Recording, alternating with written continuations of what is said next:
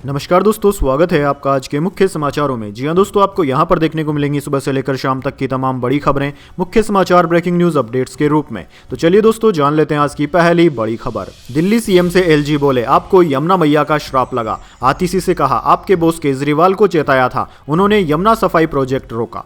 जी हां दोस्तों, दिल्ली के एलजी विनय कुमार सक्सेना ने मुख्यमंत्री आतिशी से कहा कि आपको यमुना मैया का श्राप लगा है, इसलिए आपकी पार्टी चुनाव हारी है। सूत्रों के अनुसार एलजी ने यह बातें 9 फरवरी को तब कही थी जब आतिशी दिल्ली के मुख्यमंत्री पद से इस्तीफा देने उनके पास गई थी। सूत्रों के अनुसार एलजी सक्सेना ने आतिशी से कहा कि उन्होंने उनके बॉस अरविंद केजरीवाल को यमुना के श्राप के बारे में चेतावनी दी थी, क्योंकि उन्होंने नदी की सफाई के लिए एक परियोजना को रोकने के लिए सुप्रीम कोर्ट से गुहार लगाई थी। एलजी हाउस के सूत्रों के अनुसार आतिशी ने एलजी की टिप्पणी का जवाब नहीं दिया। चलिए दोस्तों, जान लेते हैं अगली खबर। प्रधानमंत्री मोदी फ्रांस और अमेरिका दौरे पर रवाना, बोले ट्रंप से मिलने के लिए उत्साहित हूं, साझेदारी को बढ़ावा देना एजेंडे में शामिल है। जी हां दोस्तों, प्रधानमंत्री मोदी फ्रांस और अमेरिका के दौरे पर रवाना हो गए हैं। प्रधानमंत्री का यह दौरा 10 से 14 फरवरी तक का है। वे आज और कल फ्रांस के दौरे पर रहेंगे। इसके बाद 12 और 13 फरवरी को अमेरिका दौरे पर रहेंगे। इस यात्रा को लेकर प्रधानमंत्री ने कहा कि राष्ट्रपति मैक्रो के निमंत्रण पर मैं 10 से 12 फरवरी तक फ्रांस की यात्रा पर रहूंगा। मैं पेरिस में एआई समिट की सह अध्यक्षता करने के लिए उत्सुक हूं। फ्रांस के बाद मैं राष्ट्रपति डोनाल्ड ट्रंप के निमंत्रण पर अमेरिका की 2 दिवसीय यात्रा पर जाऊंगा। मैं राष्ट्रपति ट्रंप से मिलने के लिए उत्सुक हूं। उनके साथ पहले कार्यकाल में काम करने का अनुभव अच्छा है।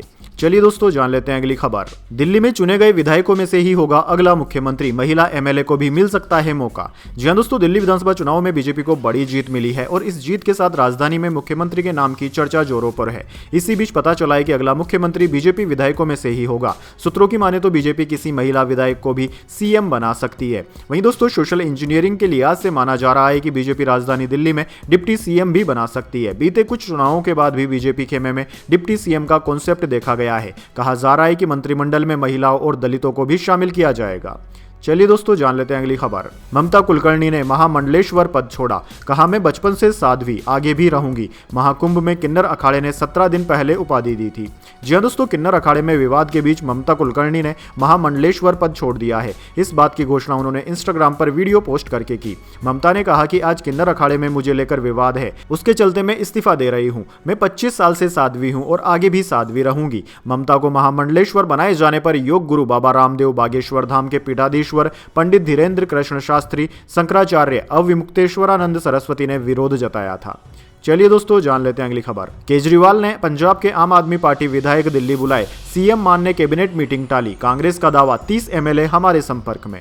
जी हां दोस्तों, दिल्ली विधानसभा चुनाव में मिली हार के बाद सत्ता से बाहर हुई आम आदमी पार्टी के संयोजक अरविंद केजरीवाल ने पंजाब के विधायकों की मीटिंग बुलाई है। यह मीटिंग दिल्ली में मंगलवार सुबह 11 बजे कपूरथला भवन में होगी। इसमें सीएम भगवंत मान के साथ उनके सारे मंत्री भी मौजूद रहेंगे। दोस्तों, माना जा रहा है कि इस वजह से पंजाब सरकार की 10 फरवरी को होने वाली कैबिनेट मीटिंग भी टाल दी गई है। चलिए दोस्तों, जान लेते हैं अगली खबर। परीक्षा पे चर्चा, प्रधानमंत्री ने फोकस के लिए दिया क्रिकेट मंत्र, कहा सिर्फ बॉल पर फोकस करें, शोर पर नहीं। पेरेंट्स पढ़ाई का प्रेशर न डालें।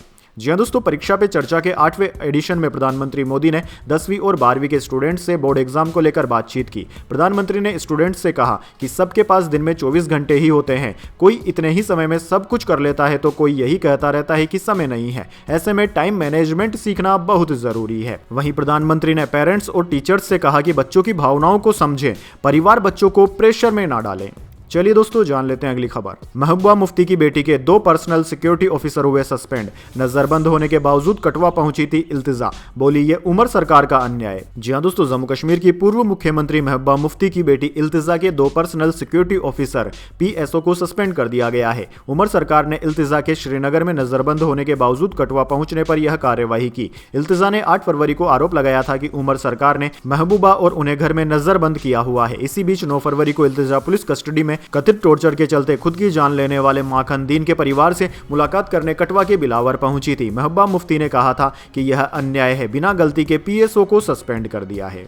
चलिए दोस्तों, जान लेते हैं अगली खबर। प्रयागराज में लाखों श्रद्धालु रोड अरेस्ट, 10 से 15 घंटे सिर्फ गाड़ियों में बैठे रहे। 300 किलोमीटर पहले पुलिस की हिदायत, मत जाइए। जी हां दोस्तों, आपने बिल्कुल सही सुना। महाकुंभ प्रयागराज में उमड़े जल सैलाब से शहर की ट्रैफिक व्यवस्था पटरी से उतर गई है। सड़कें जाम है, गलियां जाम है, हाईवे जाम है। हालात यह है कि 300 किलोमीटर दूर कटनी में पुलिस को लाउड स्पीकर के जरिए श्रद्धालुओं से कहना पड़ रहा है कि प्रयागराज अभी मत जाइए। वहीं दोस्तों, आपको बता दें, शहर में आने जाने वाले सारे रास्ते सभी पर भीषण जाम है। प्रयागराज महाकुंभ आधे से ज्यादा बीत गया है, तीनों अमृत स्नान हो चुके हैं, फिर भी जाम की स्थिति खत्म होने का नाम नहीं ले रही है। प्रशासन उम्मीद कर रहा था कि अब सीमित संख्या में श्रद्धालु आएंगे, लेकिन पिछले 3 दिनों से उमड़ी भीड़ ने सबको चौंका दिया। प्रयागराज शहर में आने के 7 रास्ते हैं, सभी पर भीषण जाम लगा हुआ है। लखनऊ, अयोध्या, प्रतापगढ़ साइड से आने वाली गाड़ियां मलाका से शहर में एंट्री करती है। यही बेला कचार में इनकी पार्किंग बनाई गई है, लेकिन यहां पर भी जाम की स्थिति बनी हुई है। मौजूदा स्थिति यह है कि पिछले 24 घंटे मलाका और इसके आसपास 20 किलोमीटर के पूरे एरिया में भयंकर जाम लगा हुआ है। चलिए दोस्तों, जान लेते हैं अगली खबर। बांग्लादेश ने अक्साई चीन और अरुणाचल प्रदेश को बताया भारत का हिस्सा, सच्चाई सुन भड़का चीन। जी हां दोस्तों, चीन ने बांग्लादेश की 2 किताबों और सर्वेक्षण विभाग की वेबसाइट पर प्रदर्शित एशिया के मानचित्र को लेकर आपत्ति जताई है। उनका आरोप है कि अरुणाचल प्रदेश और अक्साई चीन को गलत तरीके से भारत का हिस्सा दिखाया गया है। उनका कहना है कि यह क्षेत्र ऐतिहासिक रूप से चीन के हैं। बीजिंग ने आगे कहा कि इसके अलावा किताबों और सर्वेक्षण विभाग की वेबसाइट दोनों ने हांगकांग और ताइवान को चीन का हिस्सा मानने के बजाय उन्हें अलग अलग देशों के रूप में गलत तरीके से दर्शाया है। चलिए जान लेते हैं अगली खबर। स्टील और एल्युमिनियम के आयात पर 25% टैरिफ लगाएंगे ट्रंप, सभी देशों पर लागू होगा नया आदेश, आज करेंगे ऐलान।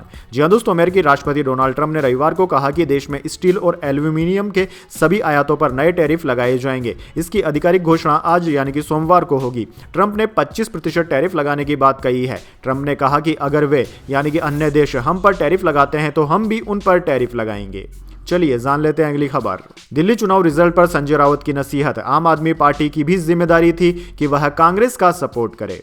जी हां दोस्तों, दिल्ली विधानसभा चुनाव के नतीजों ने एक बार फिर से विपक्षी दलों की एकजुटता को सवालों के घेरे में ला दिया है। इसी बीच शिवसेना के सांसद संजय राउत ने कांग्रेस और आम आदमी पार्टी को नसीहत दी। उन्होंने कहा कि इंडिया गठबंधन में कांग्रेस हमारा बड़ा, वरिष्ठ और राष्ट्रीय सहयोगी दल है। राहुल गांधी हमारे नेता हैं। बड़े सदस्य की जिम्मेदारी होती है कि सबको संभाल कर आगे लेकर जाए। ये जिम्मेदारी आम आदमी पार्टी की भी थी, उन्हें भी बैठकर बात करनी चाहिए थी। अगर दोनों बैठकर बातचीत करते तो शायद जिस तरह से बीजेपी को जीत मिली है उस तरह नहीं मिलती। गठबंधन की राजनीति में अहंकार नहीं होना चाहिए।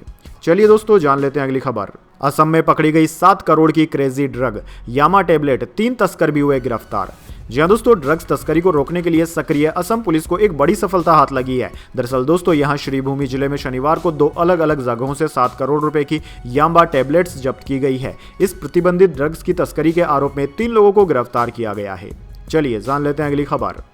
ओडिशा क्रिकेट एसोसिएशन के खिलाफ नोटिस हुआ जारी। दूसरे वनडे मुकाबले में फ्लड लाइट्स की वजह से 30 मिनट खेल रुका था। सरकार ने 10 दिन में जवाब मांगा। जी हां दोस्तों, ओडिशा क्रिकेट एसोसिएशन OCA के खिलाफ ओडिशा सरकार ने कारण बताओ नोटिस जारी किया है। यह नोटिस भारत और इंग्लैंड के बीच में खेले गए दूसरे वनडे मुकाबले में 30 मिनट तक फ्लड लाइट्स के फेल हो जाने पर जारी किया गया है। सोमवार को ओडिशा सरकार के स्पोर्ट्स डायरेक्टर सिद्धार्थ दास ने नोटिस में कहा कि OCA को स्टेडियम में 30 मिनट तक फ्लड लाइट्स जाने को लेकर उन व्यक्तियों एजेंसियों की पहचान करने का निर्देश दिया गया है जो इसके लिए जिम्मेदार थे, ताकि भविष्य में इस तरह की घटनाओं को रोकने के लिए उपाय जारी किए जा सकें। चलिए दोस्तों, जान लेते हैं अगली खबर। केजरीवाल कांग्रेस की राह के बड़े कांटे थे, राहुल गांधी ने निकाल डाला। दरअसल दोस्तों, कांग्रेस का विरोध करके ही अरविंद केजरीवाल राजनीति में आए थे। कांग्रेस के विरोध से ही पहली बार उन्हें सत्ता हासिल हुई, लेकिन कांग्रेस के विरोध ने ही अब उनको सत्ता से बाहर भी कर दिया है। दरअसल दोस्तों, 2013 में 8 विधायकों वाली कांग्रेस के समर्थन से अरविंद केजरीवाल पहली बार दिल्ली के मुख्यमंत्री बने थे, लेकिन इसके बाद से अब तक हुए दिल्ली विधानसभा चुनाव में कांग्रेस का खाता भी नहीं खुल सका है। लोकसभा चुनाव में कांग्रेस ने आम आदमी पार्टी के साथ मिलकर चुनाव लड़ा था, लेकिन विधानसभा चुनाव के बहुत पहले ही गठबंधन की नई संभावना खत्म हो गई थी। गठबंधन न करने की घोषणा भी आम आदमी पार्टी की तरफ से ही हुई थी और उसके बाद से ही दिल्ली कांग्रेस के नेता भी एक्टिव हो गए थे। चलिए दोस्तों, जान लेते हैं अगली खबर। पेरेंट्स पर भद्दे कमेंट, यूट्यूबर इलाहाबादिया ने माफी मांगी, पीएम से सम्मानित हो चुके हैं। मुंबई में रणवीर समेत समय रैना, अपूर्व मखीजा पर हुआ केस। जी हां दोस्तों, पेरेंट्स और महिलाओं पर भद्दे कमेंट्स मामले में YouTuber Ranveer Allahbadia, social media influencer Apoorva Makhija, comedian Samay Raina और शो इंडियाज गोट लेटेंट के ऑर्गेनाइजर के खिलाफ मुंबई में FIR दर्ज हुई है। बॉम्बे हाईकोर्ट के एडवोकेट आशीष राय की शिकायत के बाद मुंबई के खार थाने में केस दर्ज किया गया है। विवाद बढ़ने के बाद रणवीर इलाहाबादिया ने माफी मांग ली है। Social media influencer Ranveer Allahbadia को 2024 में प्रधानमंत्री मोदी ने दिल्ली के भारत मंडपम में नेशनल क्रिएटर्स अवार्ड कार्यक्रम में सम्मानित किया था। उन्हें डिस्ट्रप्टर ऑफ द ईयर का अवार्ड मिला था। चलिए दोस्तों जान लेते हैं इसके बाद अगली बड़ी खबर। नोएडा लोन दिलाने के नाम पर लाखों की ठगी करने वाले 3 हुए गिरफ्तार। फर्जी फाइनेंस कंपनी बनाकर लोगों को देते थे झांसा।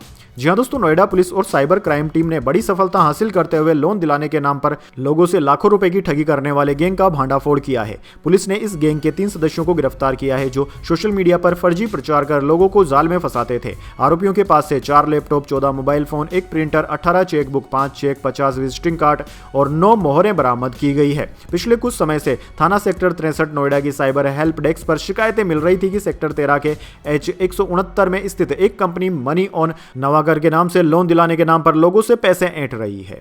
चलिए दोस्तों जान लेते हैं इसके बाद अगली बड़ी खबर, लेकिन उससे पहले मेरी आपसे एक छोटी सी रिक्वेस्ट है। अगर दोस्तों आपको अभी तक हमारी न्यूज़ पसंद आई है तो इसे एक छोटा सा लाइक जरूर दे दीजिए, और अगर आपको पसंद नहीं आई है तो बेशक आप डिसलाइक भी कर सकते हैं, लेकिन दोस्तों लाइक और डिसलाइक जरूर कीजिए, क्योंकि दोस्तों यही हमारी मेहनत का फल होता है और इसी से हमें पता चलता है कि आपको हमारी वीडियोज़ पसंद आ रही है या नहीं।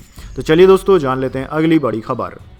सेंसेक्स 548 अंक गिरकर 77,311 पर बंद हुआ। निफ्टी में भी 178 अंकों की गिरावट रही। एनर्जी और आईटी शेयर्स टूटे।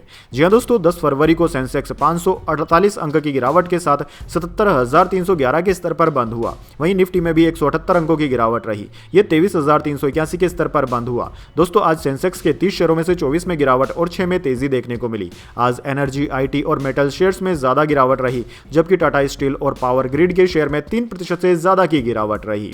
बात करें दोस्तों आज निफ्टी 50 के टॉप गेनर और टॉप लूजर स्टॉक्स की, तो दोस्तों आज के मार्केट में निफ्टी 50 के टॉप गेनर्स में कोटक महिंद्रा, एयरटेल और ब्रिटानिया रहे, जबकि निफ्टी 50 के टॉप लूजर्स में ट्रेंड, पावर ग्रिड और टाटा स्टील रहे।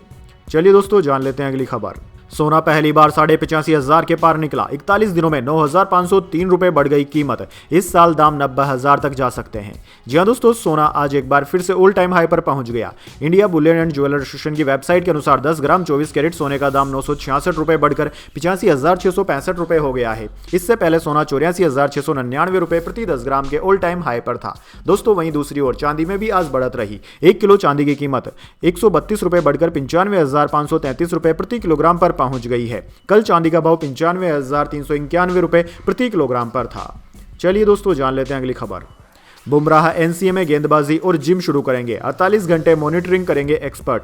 चैंपियंस ट्रॉफी से पहले वापसी का इंतजार करेगा बोर्ड। जी हां दोस्तों, भारतीय तेज गेंदबाज जसप्रीत बुमराह की बैक इंजरी को लेकर नया अपडेट सामने आया है। दरअसल दोस्तों Bumrah national cricket academy NCA में रिहेबिलिटेशन शुरू करेंगे। शुक्रवार को बीसीसीआई के नेशनल क्रिकेट एकेडमी में उनका स्कैन किया गया था। टाइम्स ऑफ इंडिया के मुताबिक स्कैन की रिपोर्ट को लेकर मेडिकल टीम और बीसीसीआई के बीच चर्चा हुई। अब अगले 24 से 48 घंटे उनकी फिजिकल एक्टिविटी पर ध्यान दिया जाएगा। इस दौरान उनके कुछ जिम वर्क और हल्की गेंदबाजी शुरू करने की भी संभावना है। दोस्तों आपको बता दें, चैंपियंस ट्रॉफी में बुमराह का खेलना या न खेलना इसी रिपोर्ट पर निर्भर करेगा। फिलहाल ये स्क्वाड में शामिल है। बुमराह को इंग्लैंड के खिलाफ खेली जा रही वनडे सीरीज के लिए टीम में चुना गया था। हालांकि सीरीज शुरू होने से एक दिन पहले उनकी जगह वरुण चक्रवर्ती को शामिल किया गया है। चलिए दोस्तों जान लेते हैं अगली खबर।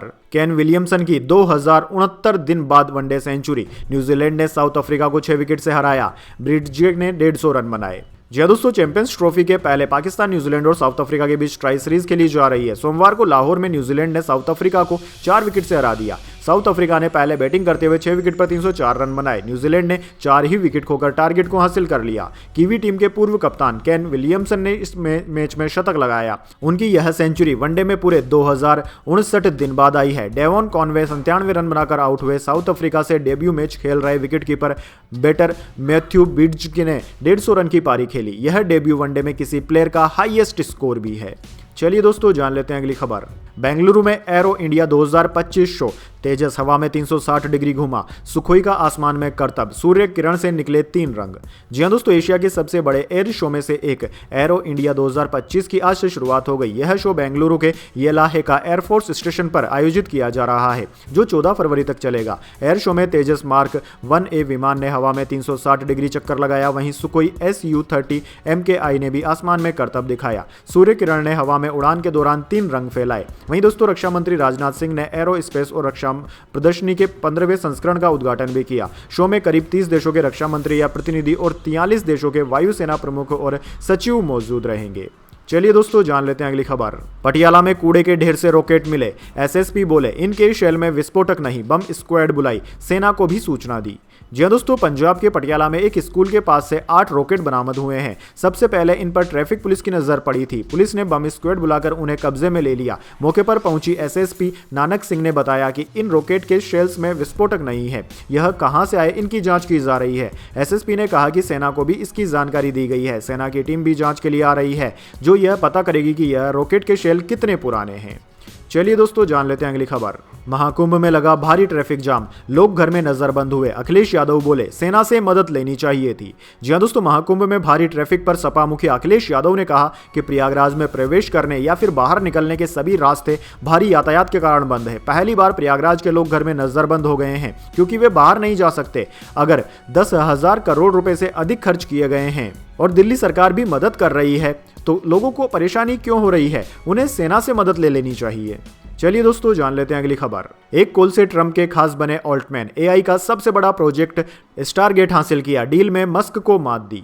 जी हां दोस्तों, अमेरिकी अरबपति एलन मस्क ने राष्ट्रपति चुनाव के दौरान डोनाल्ड ट्रंप के लिए खुलकर प्रचार किया था। राष्ट्रपति ट्रंप को निर्वाचित होने में मदद करने के बाद मस्क अमेरिका की एआई नीतियों पर हावी होने के लिए तैयार थे, लेकिन मस्क के पुराने साथी और ओपन एआई के सीईओ सैम ऑल्टमैन ने उन्हें चकमा दे दिया। ऑल्टमैन ने ट्रंप को अपने पक्ष में कर लिया और व्हाइट हाउस में पकड़ बना ली है। ट्रंप के शपथ समारोह में भी ऑल्टमैन को ओवरफ्लो रूम में बैठाया गया था, जबकि एलन मस्क, मार्क जकरबर्ग और जेफ बेजोस जैसे अन्य तकनीकी अरबपतियों ने कैपिटल रोटुंडो के मंच पर स्थान लिया था। अब रिपोर्ट्स में खुलासा हुआ है कि शपथ समारोह के कुछ दिन पहले वाशिंगटन के लिए उड़ान भरने के दौरान ऑल्टमैन और ट्रंप की फोन पर बात हुई थी।